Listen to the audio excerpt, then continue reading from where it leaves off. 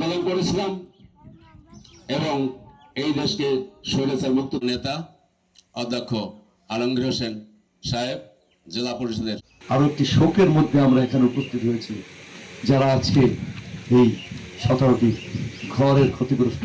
আমরা কিছু করতে পারি, এটির সহানুভূতি জেলা পরিষদ থেকে সামান্য 10,000 টাকা, এটি সামান্য, কিন্তু আপনাদের পাশে যে আছি এই সরকারের প্রতিনিধি হিসাবে, জাতীয়তাবাদী শক্তির প্রতিনিধি হিসাবে, সেটাই শুধু আমি মনে করে দিলাম। কে ভোট দিল কে ভোট দিল না এটি এখন আর আমার কাছে বিবেচ্য নয়। আমার বিবেচ্য শহীদ রাষ্ট্রপতি জিয়াউর রহমানের আদর্শ বাস্তবায়ন করার জন্য তারেক রহমানের নির্দেশনা, সেই 31 দফায় আমরা যা দিয়েছি, আপনারা ইউনিয়নের জায়গায় কাল হেমায়ত আমাদের সেক্রেটারি সহ আমরা ঘুরে ঘুরে দেখেছি।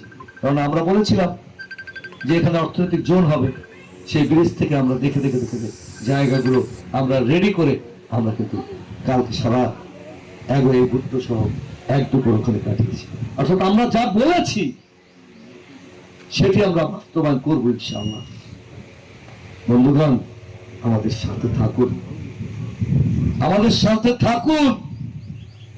সামনে স্থানীয় পরিষদ নির্বাচন, জেলা পরিষদ সহ বিএনপি মুক্তিযুদ্ধের কথা বলবেন, বিএনপি মুক্তিযুদ্ধের দল।